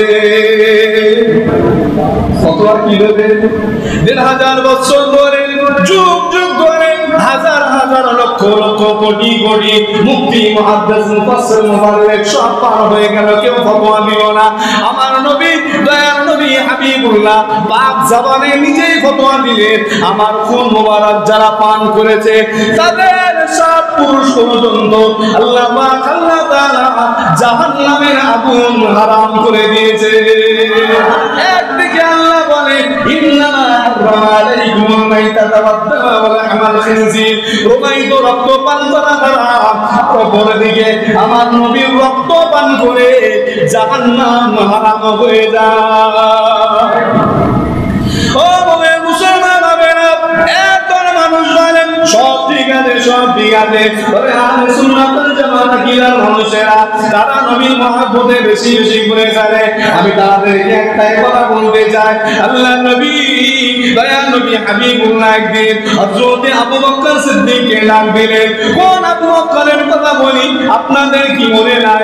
আল্লাহ নবীর কলিজার টুকরা সাহাবা হযরত আবু বকর সিদ্দিক ইন্তেকালের পূর্বে একদিন সমস্ত সাহাবাদেরকে ডাক দিয়ে বললেন, ও আমার নবী পাকের কলিজার টুকরা সাহাবায়ে কেরাম আজমাইন বলেরা, ও ভাই আমার ইন্তেকালের পরে তুমি আমার জানাজা খানা পড়িয়ে দিও। ও বাবা হযরত আলী, তুমি যেমন ভাবে আমার নবী পাককে গোসল দিয়েছিলে তেমন ভাবে তুমি আমাকে গোসলটা দিয়ে দেবে। ও বাবা উসমান গো, ও বাবা উসমান গনি জুলমুরায়ে, তোমাকে একটা দায়িত্ব দিয়ে দিলাম, তুমি নিজে হাতে আমার শরীরে কাপড় খানা পরিয়ে দিও। তবে আমার জানাজা নেওয়ার পরে কাপড় পরানোর পরে গোসল দেওয়ার পরে আমাকে দাফন এখানে সেখানে করবে না। তখন জিজ্ঞাসা করলেন, ও ভাই আবু বকর, যদি তোমাকে দাফন না করতে দাও জানাজা পড়ে কি হবে, গোসল নিয়ে কি হবে, কাফন করিয়ে কি হবে? হযরত আবু বকর সিদ্দিক নিয়ে নিলেন আমার লাশটাকে নিয়ে আমার নবী পাকের কদম মুবারকে রেখে আসবে আর আমার নবী পাককে সালাম জানিয়ে বলবে, ও দয়ার নবী মুহাম্মদুর রাসূলুল্লাহ, তোমার ছোটবেলার সাথে তোমার হিজরতের সঙ্গী তোমার গানের সুরের সঙ্গী ইন্তেকাল হয়ে গেছে। এই আবু বকরকে কোথায় দাফন করা হবে? কারণ আমার নবী পাকের বিনা হুকুমে আমি কোনোদিন কিছুই করি না। ও আল্লাহর নবীর সাহাবারা, আল্লাহর নবী যেখানে অনুমতি দেবেন নির্দেশ দেবেন সেই জায়গাটাই নিয়ে গিয়ে আমাকে দাফন করে নিও। হযরত আবু বকর সিদ্দিক ইন্তেকাল যখন হয়ে গেল, লাশ মুবারক নিয়ে তারাকে কাঁধে করে নিয়ে আল্লাহ নবী পাকের রওজাতুল মুকাদ্দাসের কিনারায় নবী পাকের কদম পাকের সামনে দাঁড় করিয়ে দিয়ে আল্লাহ নবীকে সালাম জানিয়ে বললেন, ও আল্লাহ নবী দয়ার নবী হাবিবুল্লাহ, আপনার ছোটবেলার বন্ধু ইন্তেকাল হয়ে গেছে, কোথায় দাফন করা হবে? আল্লাহ নবী দয়ার নবী হাবিবুল্লাহ এক বাক্যে জবাব দিয়ে দিলেন, আমার বন্ধুকে বন্ধুর সঙ্গে মিলিয়ে দাও। সেই আবু বকর সিদ্দিক রাদিয়াল্লাহু তাআলা আনহু তারাকে নবীজি ডাক দিয়ে বলে, ও আবু বকর জলদি করে চলে যাও, আমার হাতের একটা আংটি, এই আংটির মধ্যে লিখে আনবে লা ইলাহা ইল্লাল্লাহ, এতটুকু লিখে আনবে, এর বেশি তুমি লিখবে না। হযরত আবু বকর সিদ্দিক স্বর্ণকারের দোকানে চলে গেল। স্বর্ণকারের দোকানে গিয়ে অনেক গভীর চিন্তায় পড়ে গেলেন, কি করব আল্লাহ, আরশে মুআল্লায় আপনার নামের সঙ্গে আমার নবীর নামটা আছে। কোরআনের মধ্যে আপনি জানিয়েছেন, ওয়াল্লাযী আরসালা রাসূলাহু বিল হুদা ওয়া দীনিল হক লিইয়ুযহিরাহু আলাদ দীনি কুল্লিহি ওয়া কাফা বিল্লাহি শাহীদা মুহাম্মাদুর রাসূলুল্লাহ। ও আল্লাহ, কি করব আমি কানা নিয়ে এই মনে মনে চিন্তা ভাবনা করে তিনি আল্লাহ পাক রব্বুল আলামিনের নামের শেষে লা ইলাহা ইল্লাল্লাহর শেষে মুহাম্মাদুর রাসূলুল্লাহ লিখে নিয়ে চলে এসেছে। নবীর কথা খেলাফ হলো না? আবু বকর সিদ্দিক কাফের হয়ে গেছে না? হাদিস মাননেওয়ালা তথাকথিত স্বঘোষিত আহলে হাদিস কাফের হয়ে গেছে না? নবীজি বলছেন লিখবে না, শুধু লিখবে লা ইলাহা ইল্লাল্লাহ মুহাম্মাদুর রাসূলুল্লাহ নিজে লিখে গেছে। আল্লাহ নবী ডাক দিয়ে বলেন, ও আবু বকর, কি তুমি লিখে আনলে? আবু বকর সিদ্দিক মাথা নিচু করে দাঁড়িয়ে থাকলেন। হুজুর, বিয়াদবি খানা মাফ করে দেবেন, কারণ পৃথিবী জমিনে যতবার যত জায়গায় দেখেছি আল্লাহ জানিয়ে দিয়েছেন, ওয়ারাফা'না লাকা যিকরা। হে রাসূল, আপনার জিকিরটাকে আমি বুলন্দ করে দিলাম, কারণ পৃথিবীর জমিনের মানুষেরা পড়বে লা ইলাহা ইল্লাল্লাহ, লা ইলাহা ইল্লাল্লাহ, পড়তে পড়তে মনটা ব্যাকুল হয়ে যাবে, তারপরে পড়বে লা ইলাহা ইল্লাল্লাহ মুহাম্মাদুর রাসূলুল্লাহ। ইয়া রাসূলুল্লাহ, আল্লাহর নামের পাশে আপনার নামটা থাকবে না, পছন্দ হলো না, এজন্য আপনার নামটা লিখে নিয়ে আসলাম। আল্লাহ নবী ডাক দিয়ে বলেন, আমার নামের পিছনে আরো একটা নাম দেখা যায়, এই নামটা কেন লিখলে বলো? হযরত আবু বকর সিদ্দিক মাথা নিচু করে দাঁড়িয়ে আছেন, কোনো জবাব দিতে পারেন না। হঠাৎ করে জিবরাইল আলাইহিস সালাম কানের গোড়ায় এসে নবীকে জানিয়ে দিলেন, ইয়া রাসূলুল্লাহ, আপনি বিচলিত হবেন না, আপনি চিন্তা করবেন না, আপনি কোন রকম বিতস্ততা বোধ করবেন না। আল্লাহ পাক রব্বুল আলামিনের দরবার শরীফে আবু বকর সিদ্দিকের মুহাব্বতের বাড়াবাড়িটা আল্লাহর এত পছন্দ, এত ভালো লেগেছে। লা ইলাহা ইল্লাল্লাহর পরে মুহাম্মাদুর রাসূলের নাম না থাকলে আবু বকরের ভালো লাগছিল না, আর আপনার নামের নিচে আবু বকরের নাম থাকবে না, এটা আল্লাহর পছন্দ হয় না। এজন্য আল্লাহ পাক আল্লাহ তাআলা কুদরতি ভাবে লিখে দিয়েছে। শোনো, জানো, মানো কেমন আমার নবীজি, যার প্রেমে পাগল পারা তারকারাজি। একবার বলে, আমার নবীর প্রেমে সবাই পাগল, আপনি শুধু দলিল খোঁজো, দলিল খোঁজা, দলিল খোঁজ। ওই খুঁজতে খুঁজতে জীবন শেষ হয়ে যাবে, দলিল খুঁজে পাবি। আমি আগেই বলেছি, সব জায়গায় মাতব্বারি করতে গেলে পিঠের চামড়া গুটিয়ে ডুবডুবি হয়ে যাবে, তাই না? নবীর মহব্বতে, নবীর এশকে, ভালোবাসায় যারা যতটুকু করবে, আমি বলছি, দায়িত্ব নিয়ে বলছি, আল্লাহ নিজে বলেছেন, আল্লাহ পাকের রাসূলের দরবার শরীফে একবার মক্কা কুফারে কুরাইশ এসে বলছেন, ইয়া রাসূলুল্লাহ, আপনি যে আল্লাহর কথা বলেন, সে আল্লাহ কোথায় আছে?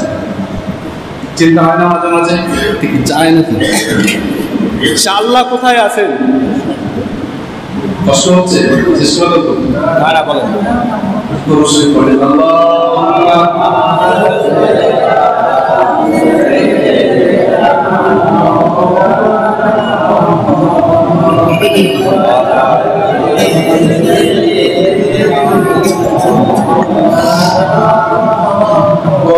शेर माकामे सुबह सुबह आया है,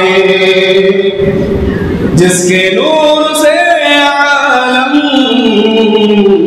सारा जगमगाया है। गायब से नूर आया आमिना बीबी के घर, तूने रहमते हक से सुबह सुबह आया रे, जिसके नूर से आलम सारा जगमगाया गे। कौन शेर माका में सुबह सुबह आया गे, जिसके नूर से आलम सारा जगमगाया गे। अल्लाहुम्मा सल्ली अला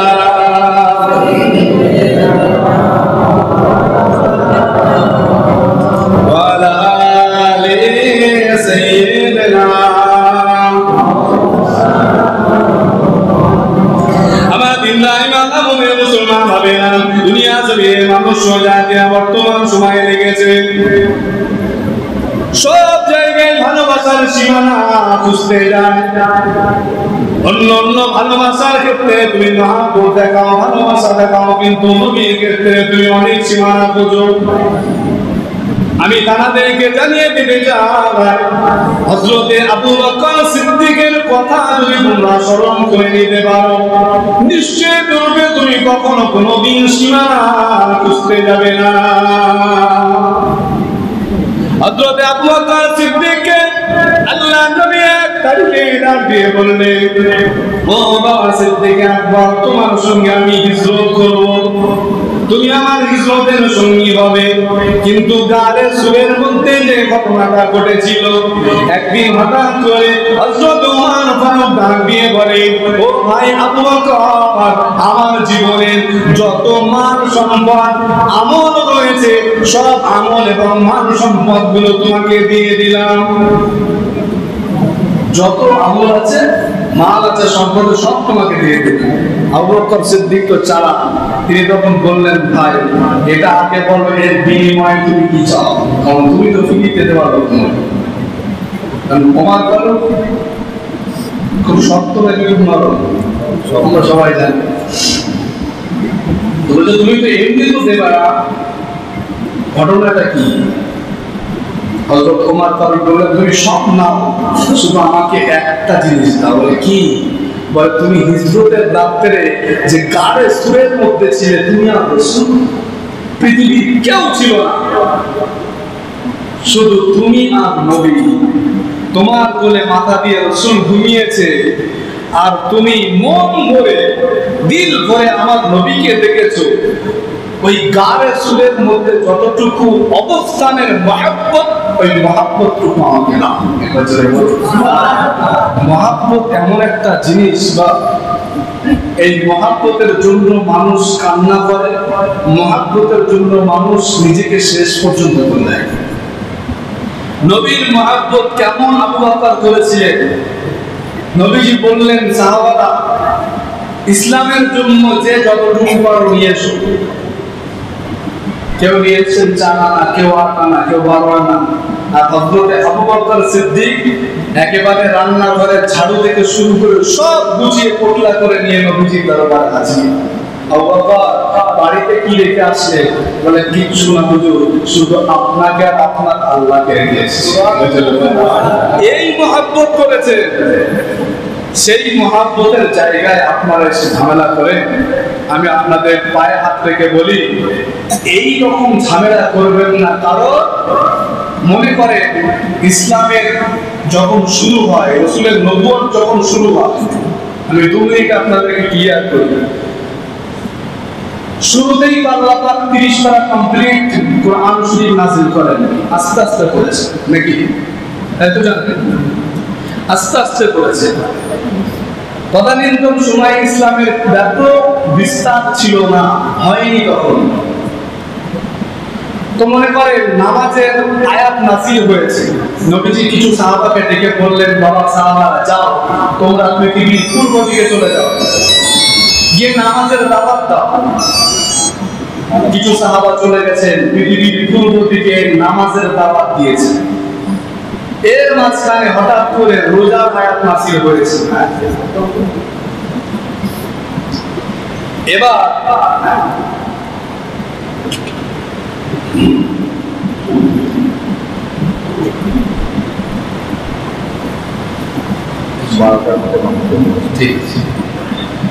এবার নবীজি কিছু সাহাবারা চলে গেলেন কি রোজা আয়াতটাকে নিয়ে প্রচারে গেলেন। এবার যারা নামাজ নিয়ে চলে গেছিলেন তাদের মধ্যে কেউ ফিরে এসেছেন, কেউ ফিরে আসেননি। আমি যতটুকু শুনেছি, আপনাদের যে ইমাম সাহেব আছে এনার পূর্বপুরুষরা এখানে এসেছিলেন, এসে সব মাইয়েত হয়ে গেছেন, বেকার হয়ে গেছে, উনি এখানে রয়ে গেছে, এরকম কিছু শুনছিলাম। তো এরকম মনে করেন কোন একটা জায়গায় চলে গেলেন সাহাবারা, যোগাযোগ ব্যবস্থা তো ভালো ছিল না, সেখানেই দেখা গেল কিছু সাহাবা ইন্তেকাল হয়ে গেল। তবে যারা নামাজ নিয়ে গেলেন রোজা থেকে তারা মাহরুম হয়ে গেলেন। এরপরে মাঝখানে যাকাতের আয়াত নাযিল হলো। নবীজি আবার কিছু সাহাবাদেরকে বললেন, যাও যাকাত নিয়ে প্রচার করো। সেই সাহাবারা চলে গেলেন যাকাত নিয়ে। এবার দেখেন যে যাকাত নিয়ে চলে গেছেন তিনি তিনটে পেয়েছেন, নামাজ পেয়েছেন, রোজা পেয়েছেন, যাকাত পেয়েছেন। কিন্তু যে ব্যক্তি প্রথমে নামাজ নিয়ে গেছেন দুটো থেকে মাহরুম হয়েছে। এইভাবে করে একের পর এক ইসলামের এই যে তারতম্য ভেদাভেদ এটা হয়েছে। এই যে চার মাযহাব নিয়ে সমস্যা করে কিছু লোক, যে চারটে মাযহাব কেন, মাযহাব তো একটা হওয়া উচিত ছিল। আমি তাদেরকে বলি যে মাযহাব চারটি হওয়ার প্রধান কারণ হচ্ছে পৃথিবীকে আল্লাহ পাক চার ভাগে বিভক্ত করেছে।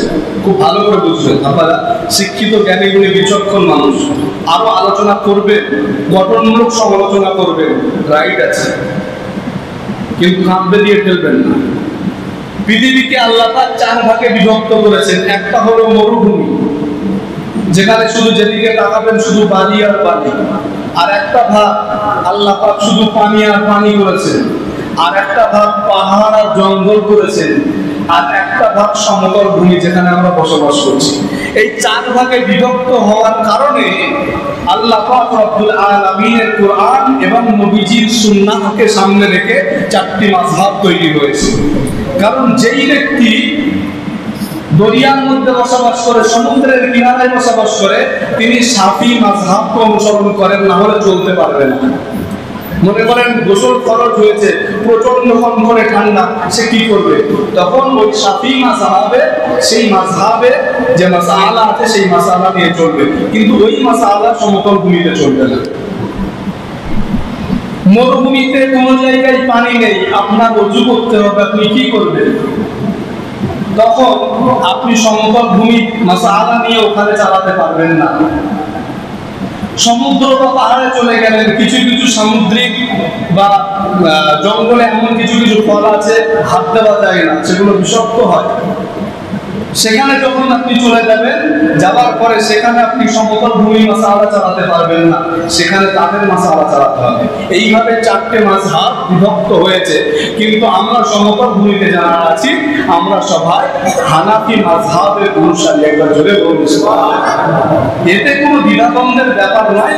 আসলে তাদের বললাম ওই যে যালিকাল কিতাব, ওই কিতাব, ওদের কোরআন কাছে আছে, কিন্তু কোরআনের জ্ঞান অনেক দূরে। আপনি এটা বলতে পারেন যে আমি পাইনি, আপনি নেই বলতে পারবেন, আপনি পাইনি বলতে পারেন, কারণ সবার চোখ তো সমান নয়, সবার অনুভূতি সমান নয়, আঙ্গুলের টিপ সবার সমান নয়। আপনি কেমন করে বুঝবেন? সবাই একরকম বুঝবেন। অতএব এই নিয়ে ঝামেলা করার দরকার নেই। আসেন আমরা সকলে নবী পাককে দাঁড়িয়ে একটু সালামের নজরানা দিই। সকলে টেনে আনবি।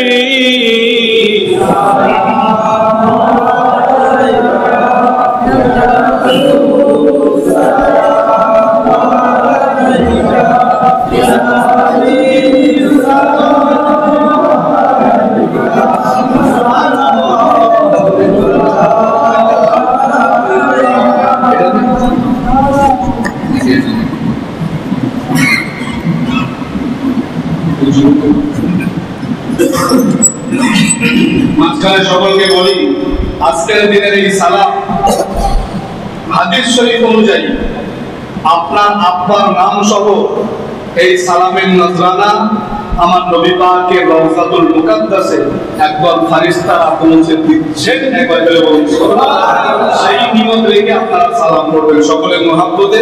যারা নবী পাকের রওজাতুল মুকাদ্দাস দেখেছেন, চোখ বন্ধ করে সেই দিকে খেয়াল করো, যারা দেখেননি মনে মনে ভাবনা তৈরি করেন যে আমার নবী পাকের কদম পাকে দাঁড়ালে কেমন মুহাব্বতের সালাম আমরা দিতে পারতাম।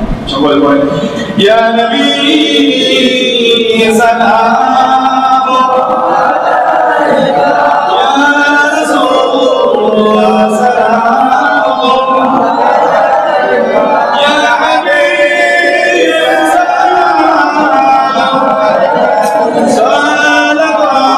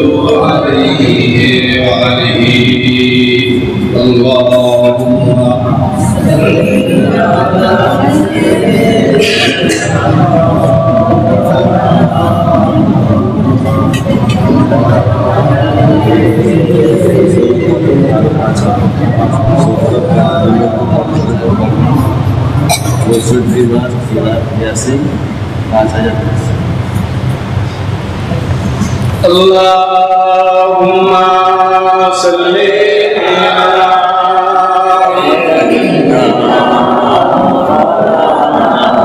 wa ala ali sayyidina इसका रसूल खिलाफी है मदीने की हवा, इसका रसूल खिलाफी है मदीने की हवा,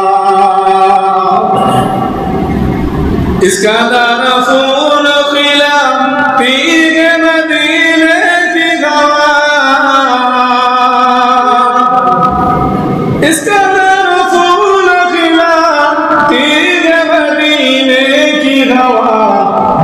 गुलजार बनाती है मदीने की हवा, दिल को थी है मदीने की हवा, मदीने की हवा, मदीने की हवा, मदीने की हवा। दिल को अल्लाह से, दिल को अल्लाह से गाफिल ही होने देते, दिल को अल्लाह से गाफिल ही होने देते। उनके दर से है मिलाती है मदीने की हवा, उनके दर से है मिलाती है मदीने की हवा, मदीने की हवा, मदीने की हवा, मदीने की हवा। अल्लाहुम्मा सल्ली अला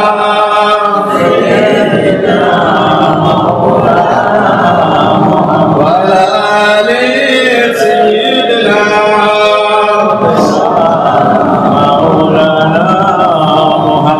আলহামদুলিল্লাহ।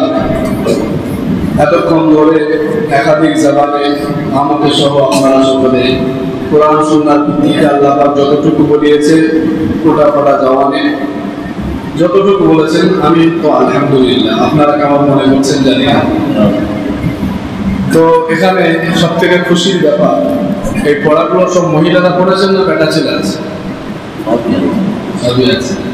অনেক জায়গায় শুধু মেয়ে ছেলেরাই পড়ে, বেটা ছেলেরা পড়ে না। তবে আল্লাহটাই আমি বললাম ভাইকে যে আপনাদের ইসলামিক কালচারটা দেখে হাওড়া হুগলি করার মনে করব। যখন এখান থেকে ঢুকলাম হাওড়া হুগলি জেলায় এরকম চলবে। জশ্নে ঈদ মিলাদুন নবী, মুহররম বলেন, আশুরা বলেন, বড় বিশেষ আব্দুল কাদের জিলানী হুজুরের যে ওফাত শরীফ, এই সমস্ত জিনিসগুলো আমি হাওড়া হুগলিতে ব্যাপক পরিমাণে এই ধরনের জিনিসগুলো দেখেছি। তবে আমাদের নদিয়া এবং 2-24 পরগনা কত আওয়াজ বেশি, নদিয়ায় তবুও খানিকটা কম, তবে শেষের দিকে আবার আছে। আর আমাদের 2-24 পরগনার কথা তো আর বলে কাজ নেই। এরা এত জানে, এত বোঝে, বুঝের খেলায় কলমাখানি নামে চলে, কিন্তু শুধু খাওয়ানি চলে, বুঝলেন? মানে কিছু কিছু পাবলিক রয়েছে, মানে জিজ্ঞেস করছি বাবার কি শরীরটা বয়স হয়ে গেছে, আসসালামু আলাইকুম, কেমন আছেন? আর বাবা হজ থেকে আসার পর থেকে আর তাহাজ্জুদটা পড়তে পারে। তার মানে কি ওই যে হজ করেছে ওটা আমার সাথে পড়ে, আর ও যে আগে তাহাজ্জুদ পড়তো সেটাও পড়ে নিল। তারপরে এবার হাজিগুলো সম্মান করে জিজ্ঞাসা করল কি ব্যবসা কেমন চলছে? বলছে মানুষের পকেটে পয়সা নেই। মানুষের পকেটে পয়সা নেই, তোর এত খরচ কেন? তোর ব্যবসা কেমন চলছে সেটা কম। তো ঘটনা হচ্ছে কিছু কিছু সময় চিন্তা ভাবনা করবেন, মাঝে মাঝে হাতে লাঠি নিয়ে বেরোবেন, হারিকেন ব্যবহার করবেন, বুঝলেন? আমি এই কথাটা সব জায়গায় বলি। অন্ধ লোক, অন্ধ, চোখে দেখেন না, লোকটা যাচ্ছে গভীর রাত্রে হাতে একটা হারিকেন, যেতে যেতে হঠাৎ করে এক চোরালা মানুষের সঙ্গে ধাক্কা লাগে। কি রে তুই অন্ধ কানা, তুই আবার হারিকেন নিয়ে যাস, কি দেখবি? বলবে বলে আমি দেখার জন্য হারিকেন ব্যবহার করি না, বরং কোন চোখওয়ালা মানুষ যেন আমাকে সে ধাক্কা না দেয় এজন্য হারিকেন ব্যবহার। কথা বুঝতে পারলেন না? কিছু কিছু সময় যারা নিজেদেরকে চোখওয়ালা মনে করে তাদের ভয়ে মাঝে মাঝে হারিকেন ব্যবহার করবেন, যারা ধাক্কা না পারে। কথা বুঝে আসছে? ইশারায় কাফি। আল্লাহ পাক আমাদের সবাইকে কবুল করেন, বলুন আল্লাহুম্মা আমিন। এখানে আলহামদুলিল্লাহ 16 কত আরো 5 কত এবং আমার রবি ভাইয়ের বাড়ি থেকে 1 কত কোরআন পড়েছে। 70 পাড়া 2,50,000 কলেমা, 65,000 বার সূরা ইয়াসিন, 65 বার 5,000 দরুদ শরীফ। এমন ভাবে আপনারা সকলে কম বেশি তেলাওয়াত করেছেন। আগামী দিনে আরো চেষ্টা করবেন বেশি বেশি তেলাওয়াত করার। আল্লাহ পাক আমাদের সকলকে তৌফিক দান করেন, বলুন আল্লাহুম্মা আমিন। কবরেসানি হবে সকলে বিসমিল্লাহ শরীফের সঙ্গে সূরা ফাতিহা শরীফ 3 বার, সূরা ইখলাস শরীফ 5 বার, 11 বার দরুদ শরীফ তেলাওয়াত। ওই সবাই দিয়ে দাও, আলাদা পেলাম। যে যা পড়েছেন সব রেজানি নিয়ত করেন। পর্দার অন্তরালে মা বোনেরা যারা আছেন আপনারাও যদি পড়ে থাকেন সব রেজানি নিয়ত করেন।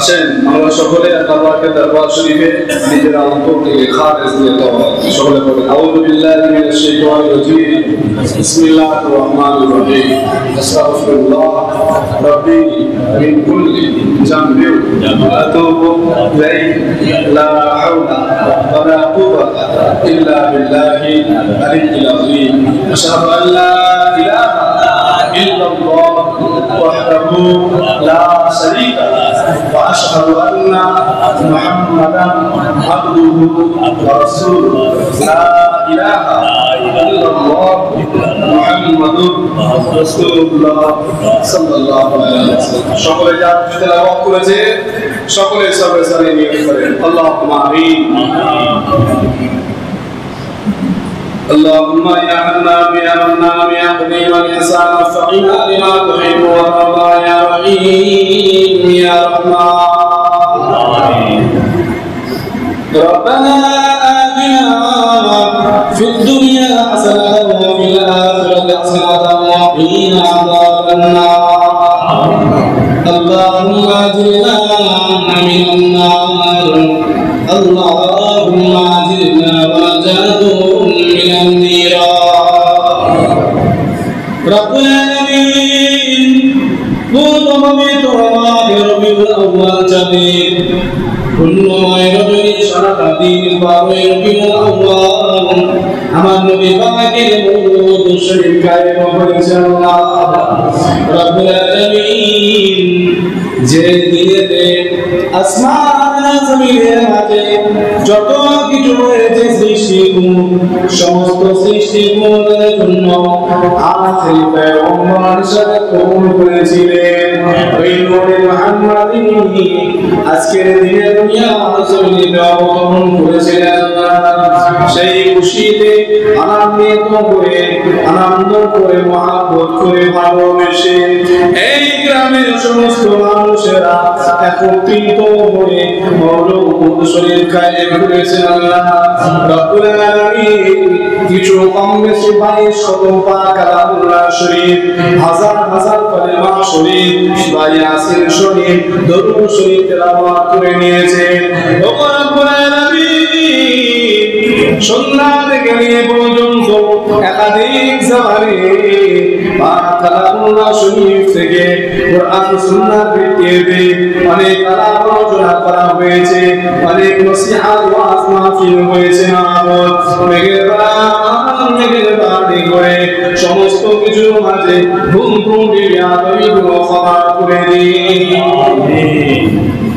রব্বুল আলামিন নবী পাকের উপরে তেলাওয়াতে বলছিনা হয়ে আপনি আমাদের तमाम জিন্দেগির গুনাহ কথাগুলো maaf করে দিন আমাদের আব্বা আম্মাকে সুজনা কবুল করা করিন যারা দুনিয়াতে আছে বিদায় নিয়েছে সকলের জীবনের গুনাহ কথাগুলো maaf করে দিন আমিন রব্বুল আলামিন যতটুকু সওয়াব দান করেন আমার আপনার নবী নূর নবী দয়ার নবী রহমাতাল লিল আলামিন শাফিউল কওলাইন নবী মুহাম্মদুর রাসূলুল্লাহ সাহিবুল মিরাজ সাহিবুল তাজ শাহীন শাহির নবুওয়াত নবী মুহাম্মদুর রাসূলুল্লাহ সাল্লাল্লাহু আলাইহি ওয়াসাল্লাম দরবার শরীফ মুর্শিদিন আমিন আমার নবী পাকের কলিজা টুকরা আলে বয়ান কর নবী পাকের কলিজা টুকরা সাহাবা সাহাবী তাবা তাবিঈন ইমাম মুস্তাহিদিন খুলাফায়ে রাশিদিন জওয়াদিন মুতাহিরিন সকলের দরবারে সওয়াব পৌঁছে দিন রব্বুল আলামিন চাতরিকার প্রাণে প্রিয় চাতরিকের ইমাম বড় বিশেষ আব্দুল কাদের জিলানী সুলতানুল হিন্দ গরিব আল খাজান মুঈনুদ্দিন চিশতি আজমিরি সঞ্জারি রাহমাতুল্লাহ আলাইহির দরবারে সব পৌঁছে দিন রব্বুল আলামিন খাজা বাকি বিল্লাহ নিজামউদ্দিন আউলিয়া কুতুবউদ্দিন কাবি রাহমাতুল্লাহ আলাইহি মুসাদ্দিদ আল-ফিসালি সালামুল্লাহি রাহমাতুল্লাহ আলাইহি দরবারে পৌঁছে দিন ঊনবিংশ শতাব্দীর মুজাহিদ মুজামান কুতুবুনা আমাদের শরিয়াত আলা উসমান আবু বকর রাহমাতুল্লাহ আলাইহি দরবারে সামুশিদিন আমিন মুজাদ্দিদুল জামানে খলিজা তুদরা আলে বায়ান বড় হুজুর ইসলাম মুর্শিদা হুজুর না হুজুর ছোট হুজুর পীর কেবলা হুজুরে আলে বায়ান মুই মুতাকিল ইমাম খলিফা ওয়া হুজুরে প্রধান খলিফা বসিরাতের জমিনে শুয়ে আছেন আল্লাহ আমিন আল্লাহ রাব্বুল আমিন রাহমাতুল্লাহ আলাইহি দরবারে সব পৌঁছে দিন আমিন রব্বুল আলামিন এই পাল্লাটা সব বিস্তীর্ণ এলাকাতে যত আপনার মুমিন মুমিনাত মুসলিম মুসলিমাত যাকিরিন যাকিরাত ঈমানদার বান্দা বান্দিরা শুয়ে আছে সকলের দরবারে সালাম পৌঁছে দিন আল্লাহ বিশেষ করে আমার কানে শোনা হয়তো কখনো সামনে থেকে দেখেছি হয়তো চিনতে পারি নাই মানুষ এই এলাকার একজন বরকতময় মানুষ ছিলেন মানুষ রব্বুল আলামিন সুফি সাহেবের দরবারে সালাম পৌঁছে দিন আল্লাহ এখানে আমরা বসে বসে হাত তুলে আমিন আমিন করে চলেছি আল্লাহ একদল বান্দা এখান থেকে বাড়িতে যাওয়ার পর তাদের মা এখনো তাদের জন্য খানা অপেক্ষা করবে আর একদল বান্দা আছে একদল বান্দি আছে যারা বড় হতভাগা হইতে যাওয়ার পরে তাদের মা তাদের জন্য ভিক্ষা করবে না অনেকে আব্বা দুনিয়ার জমিন হতে বিদায় দিয়ে গভীর কবরের মাঝে কাতারে কাতার দিয়ে ঘুমিয়ে আছেন রব্বুল আলামিন কেউ বা মাছ বাগানে কেউ বা আম বাগানে কত মাস হয়ে গেল কত বছর কেটে গেল আমাদের আব্বা আম্মারা আর কখনো ফিরে আসে না কোনদিনের জন্য সে এক লোকমা খানার জন্য বলে না কোনদিনের জন্য আমাদের কাছে ওষুধ কেনার টাকা চাইবে না রব্বুল আলামিন অন্ধকার কবরে শুয়ে শুয়ে সন্তানদের মুখের দিকে চাতকের মতো তাকিয়ে আছে ও সন্তান সন্ততিরা ও আমার আলে ভাইয়েরা সাদা কাপড়ের প্যাকেট বানিয়ে জনমের মতো মাটি চাপা দিয়ে চলে গেলে এমন একটা নিরবতা করে যেখানে দিনের বেলাতে মানুষ আসতে বড় ভয় শিয়াল কুকুরের ভয় এমন একটা নিরবতা করে রেখে চলে গেলে আমরা ওদের পিতা মাতা আমাদের মরা মুখখানামুখি তোদের মনে পড়ে না